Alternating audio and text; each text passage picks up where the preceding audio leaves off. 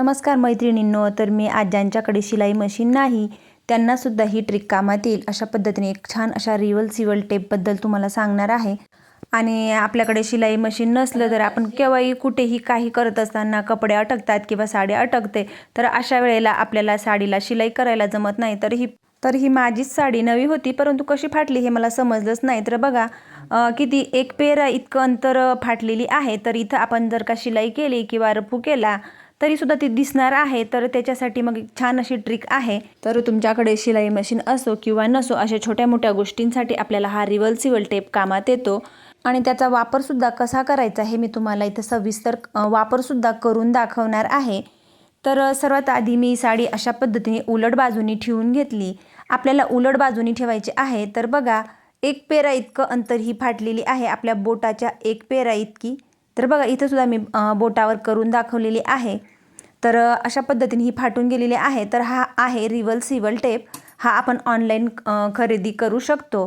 तर आता जितकी फाटलेली साडी आहे तेवढा मापाचा मी त्याच्यापेक्षा थोडंसं अर्धा इंच एक्स्ट्राचा अस्तरचा त्याच कलरचा कपडा घेतला आणि त्याच्यानंतर त्याच मापाचा मी हा टेप कट करून घेतला। तर साडीच्या उलट बाजूंनी आपल्याला बरोबर ठेवायचं आहे आणि वरून आपल्याला इस्त्री गरम करून आणि फिरवायची आहे। अशा पद्धतीने थोडी फिरवायची आहे। इस्त्री मस्त गरम पाहिजे। त्याच्यानंतर साडी पलटवून घेतली आणि दोघंही बाजूंनी आपल्याला इस्त्री अशा पद्धतीने फिरवून घ्यायची आहे।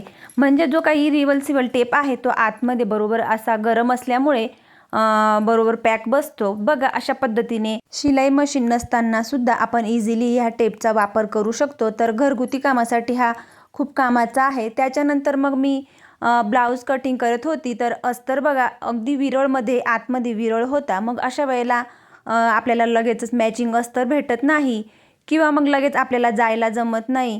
मग याच्यासाठी मी अस्तरचाच थोडा कपडा घेतला आणि जी काही कटोरी कट केली तर तिथं मी हा वापर करून घेणार आहे। जेव्हा मी अस्तर घेतला तेव्हा मी घडी असल्यामुळे आतमध्ये चेक केला नाही, परंतु मग ब्लाऊज कट करत असताना इतका विरळ होता आणि इतका विरळ असल्यामुळे आपल्याला काहीतरी करावंच लागणार होतं। तर मी हे अचानक बघितलं, मग मी ही ट्रिक इथं वापरलेली आहे। जो काही जेवढा भाग विरळ आहे त्या भागावरती कपडा कट केला आणि सर्वात आधी खडूने आखून घेतलं आणि त्याच्यानंतर मग जेवढं आखून घेतलेलं आहे परफेक्ट त्याच मापावरती जो काही रिव्हर्सिबल टेप आहे तो ठेवून आणि कट करून घेतला। जेवढा आपल्याला अस्तर वरून ठेवायचं आहे तेवढ्या भागावरती पूर्ण टेप आपल्याला बरोबर या पद्धतीने कट करून ठेवून घ्यायचं आहे। अशा पद्धतीने जेवढा काही भाग आहे तिथं बरोबर ठेवून आणि त्याच्यानंतर पुन्हा आपल्याला इस्त्री गरम करून आणि याच्यावरती फिरवून घ्यायचं आहे। तर हा रिव्हर्सिबल टेप जर तुम्हाला घ्यायचा असेल तर याची लिंकसुद्धा मी कमेंट बॉक्समध्ये लिंक केलेली आहे किंवा मग टॅग प्रोडक्टमध्ये सुद्धा तुम्ही टॅग करून तिथून खरेदी करू शकतात। जर तुमच्याकडे मशीन असेल किंवा नसेल तर आपल्याला घरगुती उपयोगासाठी हा रिव्हर्सिबल टेप कामात येईल। तर बघा अशा पद्धतीने दोघंही बाजूंनी इस्त्री फिरवून घेतली आणि अस्तर मी माझा पूर्ण इथं रेडी करून घेतला।